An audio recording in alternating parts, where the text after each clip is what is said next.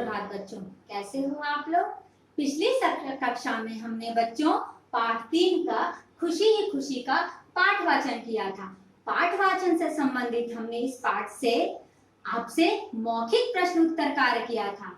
आपसे कुछ मौखिक प्रश्न उत्तर पूछा था, जिसमें हमने कुछ कठिन शब्दों का भी उच्चारण किया था।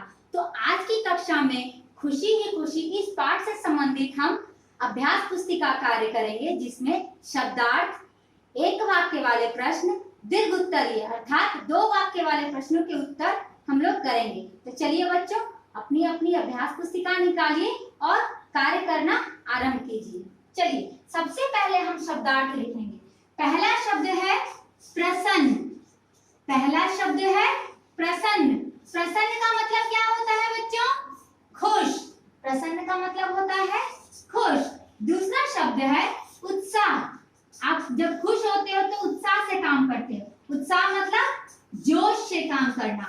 जोश, उत्साह मतलब जोश। तीसरा शब्द है बच्चों शीघ्र।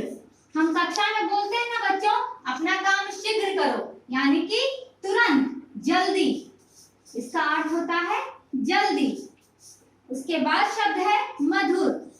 हम बोलते हैं ना बच्चों, सबसे मधुर वाणी में बात करो, यानी कि मीठी बात करो, सबसे मीठी बात करो। उसके बाद है बच्चों अचंभे से।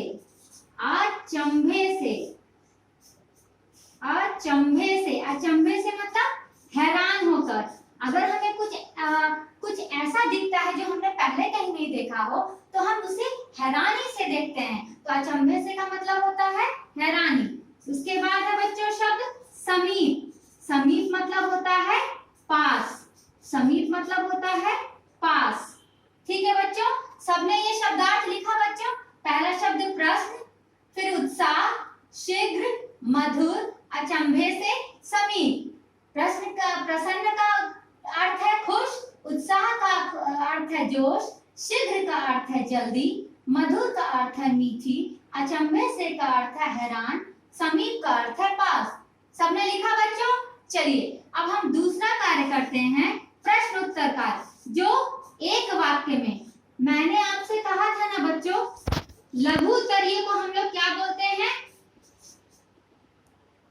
लघु उत्तरीय को हम लोग बोलते हैं एक वाक्य वाले प्रश्न उत्तर। एक वाक्य वाले प्रश्न उत्तर। तो पहला प्रश्न हमने लिखा है, ढोल का पूरा नाम क्या था? ढोल का पूरा नाम क्या था? हमने पाठ वाचन के समय बताया था बच्चों कि ढोल का पूरा नाम ढोल बाजेकर था। तो चलिए इस प्रश्न का उत्तर लिखते हैं। ढोल का पूरा नाम ढोल बाजेकर था। ठीक है बच्चों, सबने लिखा पहला प्रश्न, ढोल का पूरा नाम क्या था? तो ढोल का पूरा नाम ढोल बाजेकर था। अब दूसरा प्रश्न लिखते हैं, ढोल दिखने में कैसा था? ढोल दिखने में कैसा था? उसका ढोल नाम क्यों पड़ा? क्योंकि वो दिखने में ढोलक की तरह गोल मटोल था। तो हम यहाँ उत्तर में क्या लिखेंगे बच्चों? ढोल दिखने में गोल मटोल था। ढोल दिखने में गोल मटोल था। तो दूसरा प्रश्न आपने लिखा बच्चों, ढोल दिखने में कैसा था? ढोल दिखने में गोल मटोल था।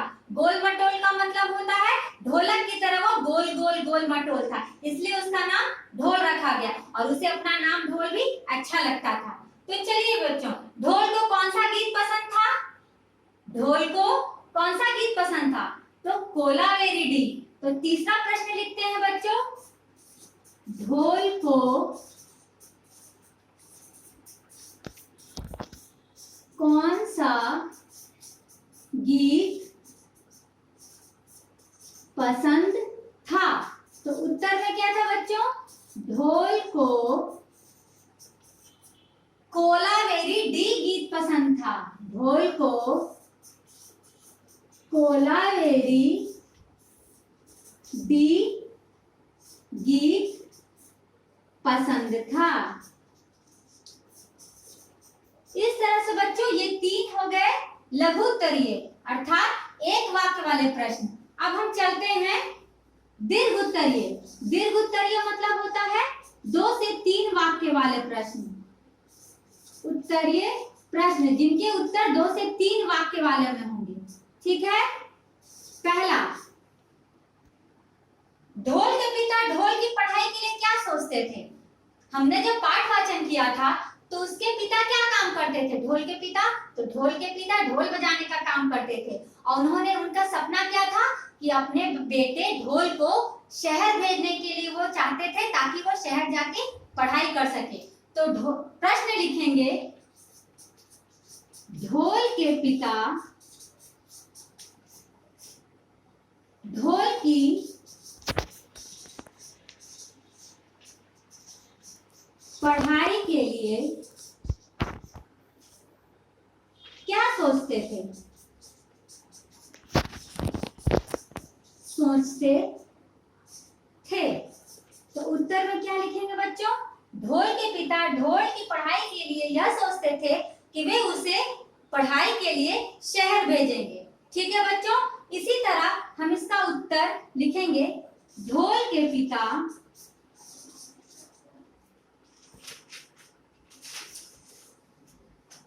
ढोल के पिता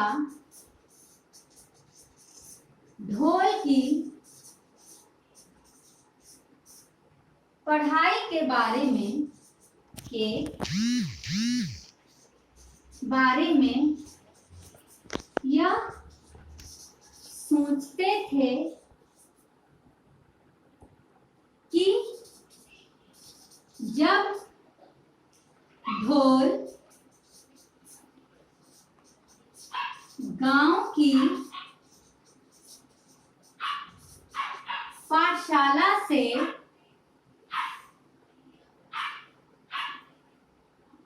आठवीं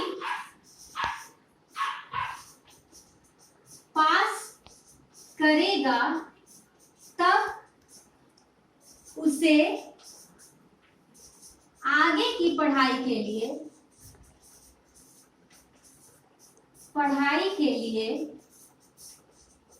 शहर भेज देंगे। तो बच्चों ये हो गए आपके दीर्घ उत्तरीय प्रश्न। दीर्घ उत्तरीय प्रश्न वो होते हैं जिनका उत्तर हम 2 से 3 या 3 से 4 वाक्यों में दे सकते हैं। इसी तरह इस वीडियो के साथ मैंने आपके लिए एक पीडीएफ भी भेजा है जिसमें आपका शब्दार्थ, लघु उत्तरीय प्रश्न, दीर्घ उत्तरीय प्रश्न और इसी तरह सही विकल्प पर सही का निशान लगाइए, जो सही उत्तर उस पर सही का निशान लगाइए, सही जोड़े बनाइए एवं रिक्त स्थानों की पूर्ति करिए। इस तरह के प्रश्न उत्तर मैंने पीडीएफ के द्वारा आपको भेजा है। ये सारे कार्य आप अपनी अभ्यास पुस्तिका में लिखेंगे, उसे पढ़ेंगे और उसे याद करेंगे। ये आपका वर्ग कार्य जो है इसे आप अपने अभ्यास पुस्तिका में करेंगे। ठीक है बच्चों। और इस वीडियो के साथ पीडीएफ के द्वारा आपको एक वर्तनी सूची दी जाएगी। इस पाठ से संबंधित एक वर्तनी सूची दी जाएगी जिसमें आप इस पाठ से संबंधित कुछ वर्तनी लिखे होंगे। आप उस वर्तनी को उच्चारण सहित पढ़ेंगे और उसे याद करेंगे, क्योंकि बच्चों अगली कक्षा में हम आपका वर्तनी और श्रुति लेख का कार्य करवाएंगे। तो अगली कक्षा में आप अपनी अभ्यास पुस्तिका लेकर तैयार रहिएगा वर्तनी और श्रुति लेख कार्य के लिए। ठीक है बच्चों, आपने इसे ध्यान से देख लिया और इसे आप अपनी अभ्यास पुस्तिका में लिखकर याद कीजिएगा। धन्यवाद।